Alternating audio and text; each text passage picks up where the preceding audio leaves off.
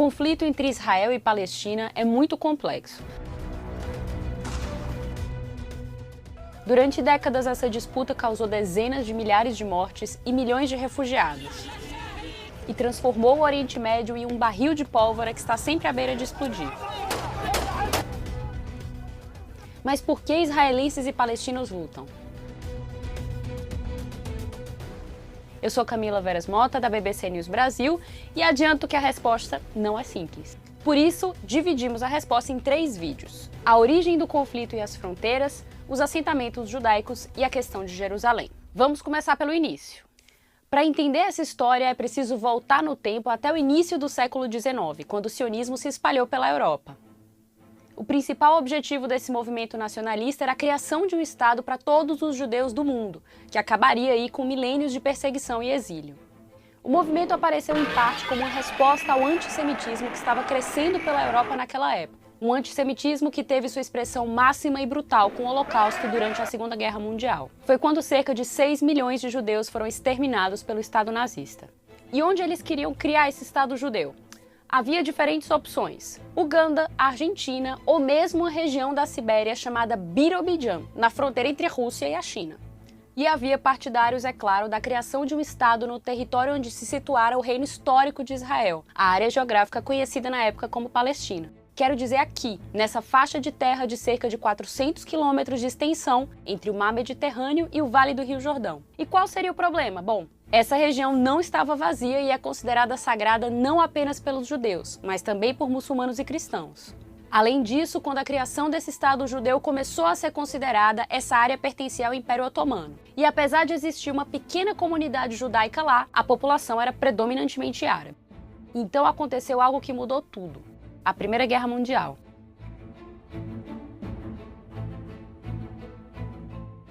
No final da chamada Grande Guerra, o Império Otomano foi derrotado e se desintegrou. As potências europeias que venceram a guerra dividiram entre si vários de seus territórios. Entre outras partes do Oriente Médio, os britânicos passaram a controlar a região da Palestina. Isso é importante porque naquela época o governo britânico deu um passo fundamental em apoio à causa sionista, a Declaração de Balfour.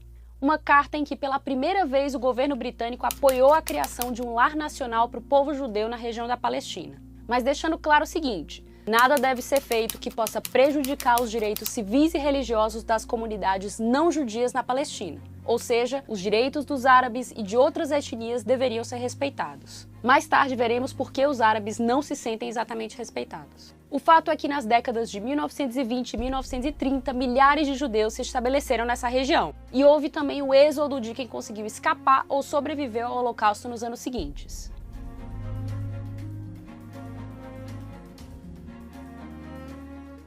Logo após o fim da Segunda Guerra Mundial, os judeus que viviam na Palestina somavam cerca de 600 mil. Esse número representava cerca da metade da população árabe naquele momento. E logo as tensões entre as duas comunidades aumentaram. Para resolver a situação e buscar uma possível convivência, em 1947 a ONU propôs um plano. Em que ele consistia? Bem, na criação de 2 estados independentes, um árabe e outro judeu, enquanto Jerusalém teria um regime especial. Os judeus que viviam lá aceitaram a oferta, mas os palestinos não estavam dispostos a ceder seu território. O plano da ONU foi aprovado, mas nunca foi implementado, e detonou uma sucessão de eventos que mudariam a história. Uma data se destaca: 14 de maio de 1948. 2 coisas aconteceram nesse dia. Primeiro, o chamado Mandato Britânico da Palestina encerrou oficialmente. O governo britânico havia informado meses antes que concordava com o plano de partilha da ONU, mas que não iria implementá-lo, marcando então a data para sua saída. Segundo, foi também o dia em que o líder judeu David Ben-Gurion proclamou o estabelecimento do Estado de Israel.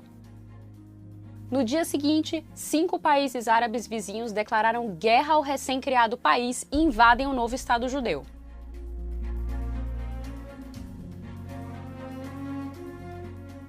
Estamos diante do primeiro conflito entre árabes e israelenses. Após um ano de batalhas, Israel não apenas vence a guerra, mas também expande seu território e ocupa a parte ocidental de Jerusalém. Enquanto isso, a vizinha Jordânia ocupa a Cisjordânia e a parte oriental de Jerusalém. O Egito fica com Gaza. Os palestinos, após a saída dos britânicos e com o fim da guerra, continuam sem um país. Essa guerra terminou 70 anos atrás, mas teve duas consequências que persistem até hoje. A primeira é o grande número de pessoas desalojadas. Isso aconteceu com pessoas nos dois lados do conflito, mas o problema afetou principalmente os árabes que viviam em áreas que passaram a ser ocupadas por forças israelenses. Estima-se que 750 mil palestinos tiveram que fugir para outras áreas da região ou para países vizinhos, especialmente a Jordânia. Os palestinos chamam esse êxodo de Nakba, que em árabe significa destruição ou catástrofe, e marcam a data justamente no dia da criação do Estado de Israel. Hoje há mais de 5 milhões de refugiados palestinos, filhos e netos dos que foram deslocados na década de 1940, segundo a ONU. A segunda consequência que perdura é a divisão do território palestino em dois, a Cisjordânia, que inclui Jerusalém Oriental, e a faixa de Gaza. Ou seja, foram divididos dois territórios sem ligação por terra entre eles. Alguns anos após a primeira guerra entre árabes e israelenses, uma crise no canal de Suez causou outro confronto militar em 1956. Dessa vez entre Egito e Israel, que teve o apoio do Reino Unido e da França. Após 9 dias de conflito, as tropas de Israel, França e Reino Unido se retiraram do território egípcio e as fronteiras permaneceram como estavam. Isso até junho de 1967, quando ocorreu o terceiro conflito, conhecido como Guerra dos 6 Dias. Que durou apenas 6 dias mesmo, e no final Israel ocupou a Cisjordânia, incluindo a parte oriental de Jerusalém, Gaza e a Península do Sinai, que pertencia ao Egito. A questão de Jerusalém é um caso à parte, também bastante complexo, que vai ser tratada no terceiro vídeo dessa série.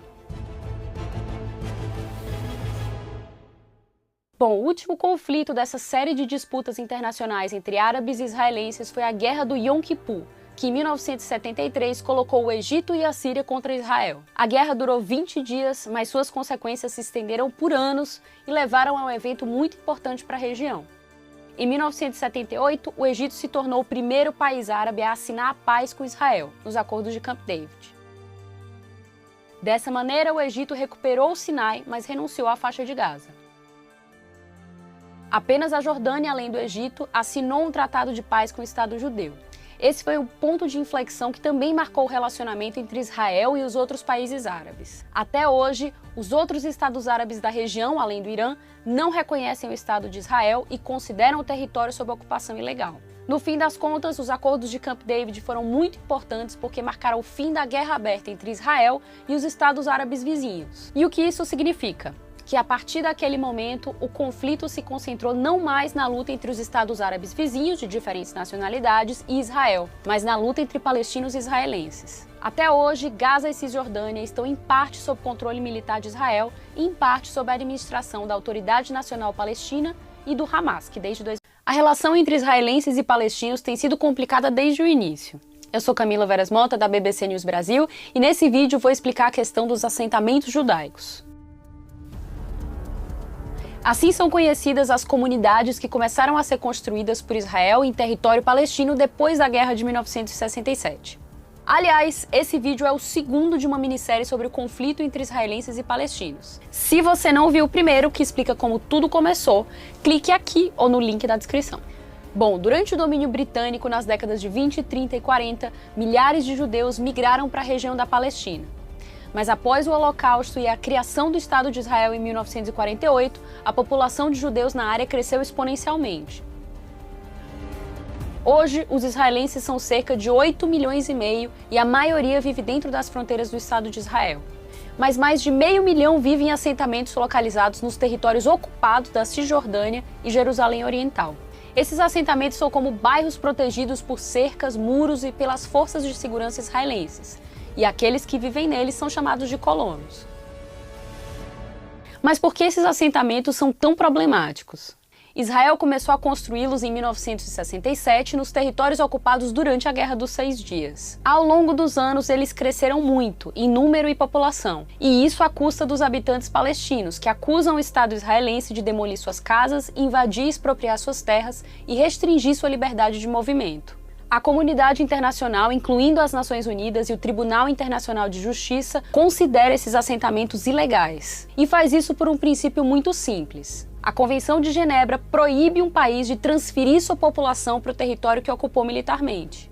No entanto, os israelenses defendem que essa regra não pode ser aplicada à Cisjordânia. Segundo eles, ela não é um território ocupado porque antes de 67 não havia uma soberania clara. Ou seja, eles argumentam que antes de chegarem, esse território não era oficialmente de ninguém. Até a década de 40, a região da Palestina era controlada pelos britânicos, que chegaram ali no contexto de uma partilha do Império Turco-Otomano após o fim da Primeira Guerra. Se quiser relembrar essa história, dá uma olhada no nosso primeiro vídeo.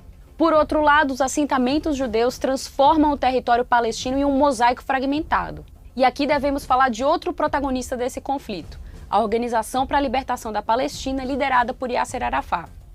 We are fighting because we want to live in peace, but we want to live in a just. A OLP era uma coalizão de movimentos políticos e paramilitares criados em 1964 com 3 objetivos principais: acabar com o Estado de Israel, favorecer o retorno dos refugiados palestinos e criar um Estado palestino. Durante anos, a OLP lançou operações militares contra Israel, primeiro da Jordânia e depois do Líbano. E isso desencadeou um conflito no sul do Líbano em 1982. Mas os ataques palestinos também incluem alvos israelenses em território europeu. Um exemplo foi o sequestro e assassinato de 11 atletas israelenses durante a Olimpíada de 1972 em Munique.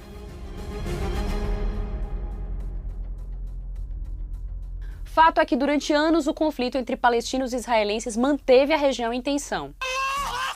Certamente você já viu essas imagens alguma vez. Meninos jogando pedras nos tanques do exército israelense. Essa guerra das pedras foi durante muito tempo o símbolo desse conflito. Essa tensão, a superlotação nos territórios ocupados, as difíceis condições econômicas e os confrontos entre o exército israelense e a população palestina provocaram violentos protestos em 1987. Foi o que ficou conhecido como Intifada, uma palavra árabe que significa levante. Um ano depois, a Jordânia renunciou às suas pretensões sobre a Cisjordânia e reconheceu a Organização da Libertação da Palestina como o único representante legítimo do povo palestino. Essa primeira intifada terminou em 1993 com a assinatura dos Acordos de Paz de Oslo entre a OLP e o Estado de Israel.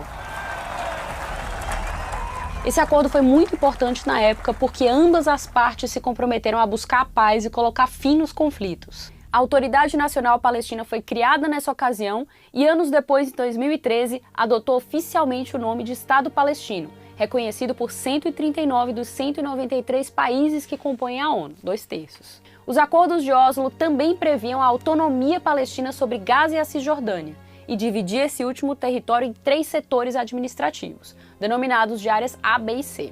A área A seria administrada exclusivamente pela Autoridade Nacional Palestina.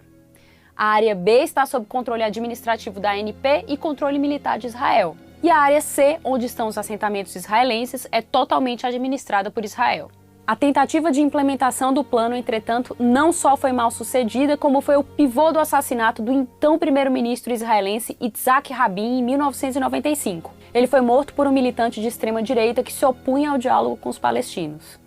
Assim, nos anos seguintes aos acordos de Oslo e após a fracassada Cúpula de Paz de Camp David em 2000, as relações entre as duas comunidades permaneceram muito tensas e os confrontos violentos continuaram a acontecer.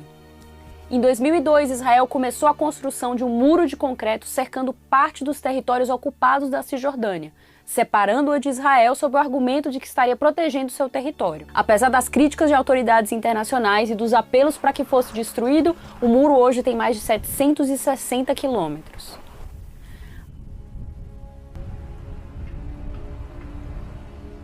Ainda no ano 2000 teve início a segunda intifada, catalisada por um evento puramente simbólico. A visita do então candidato a primeiro-ministro de Israel, Ariel Sharon, ao Monte do Templo, também chamado de Esplanada das Mesquitas, local considerado sagrado tanto por judeus quanto por muçulmanos. A visita foi vista como uma provocação, enfureceu os palestinos e deu início à segunda intifada. Mais violenta que a primeira, ela terminou em 2005 com a retirada de Israel de Gaza. A mais recente escalada de violência eclodiu em 2017, motivada pela decisão do presidente dos Estados Unidos, Donald Trump, de reconhecer Jerusalém como capital do Estado de Israel. Jerusalém é tema do nosso próximo vídeo, se quiser entender melhor essa história, clica lá. Mas fato é que nas últimas décadas as administrações dos Estados Unidos estiveram perto de Israel, dando inclusive apoio financeiro ao país. A potência do exército israelense e suas ações nos territórios palestinos há anos estão no centro de uma discussão sobre uma possível resposta desproporcional dos israelenses a ataques palestinos e para conter episódios de violência. Nos últimos anos, as Forças Armadas de Israel realizaram numerosos bombardeios na faixa de Gaza e em menor grau na Cisjordânia, que há décadas vem sendo progressivamente ocupada pelos assentamentos que eu mencionei lá no início, que hoje se espalham por praticamente todo o território e tornam cada vez mais distante a possibilidade de construção de um Estado palestino. Segundo Israel, as ações militares são respostas a ataques de palestinos contra sua população civil. Muitas vezes esses ataques são de responsabilidade de grupos extremistas islâmicos, como Hamas, que nunca reconheceu os acordos assinados entre outras organizações palestinas e Israel. Somente nos últimos 20 anos morreram no conflito mais de 1.200 israelenses e 8.400 palestinos. No próximo vídeo, o último da série, falaremos sobre o papel de Jerusalém nisso tudo, a cidade sagrada reivindicada por todos. Para vê-lo, é só clicar aqui no link que está na descrição. Muito obrigada e até a próxima! De todos os elementos do conflito entre israelenses e palestinos, a cidade de Jerusalém talvez seja o mais complicado e o mais sensível por seu simbolismo. Eu sou Camila Veras Mota e nesse vídeo vou falar sobre a disputa pela cidade sagrada. Esse vídeo é o último de uma minissérie sobre o conflito entre Israel e os palestinos. Se você não viu os dois anteriores, confira pelo link aqui na descrição desse vídeo. Pois bem, a cidade de Jerusalém é sagrada para judeus, muçulmanos e também para cristãos. Para Israel, é sua capital eterna e indivisível, e o país reivindicou soberania sobre toda a cidade depois de tomar a parte oriental dela em 1967, após a Guerra dos 6 Dias. As Nações Unidas declararam essa anexação nula e sem efeito, e desde então ratificaram essa decisão várias vezes. Por outro lado, Jerusalém é reivindicada pelos palestinos como capital do seu futuro Estado. Hoje, os palestinos vivem divididos em dois territórios que não se comunicam, separados pela ocupação israelense, a Cisjordânia e a faixa de Gaza. Tanto a Autoridade Nacional Palestina, que governa parte da Cisjordânia, como o Hamas, que tem poder sobre a faixa de Gaza, querem parte de Jerusalém como capital. Atualmente, a maioria dos Estados-membros das Nações Unidas defende que a questão de Jerusalém deve ser resolvida por meio de negociação. E por isso instalaram suas embaixadas em Israel na cidade de Tel Aviv, enquanto Ramallah é a capital administrativa dos territórios palestinos. A decisão de não abrir seus postos diplomáticos em Israel e em Jerusalém se dá porque, caso o fizessem, esses países estariam confirmando o controle único da cidade pelos israelenses.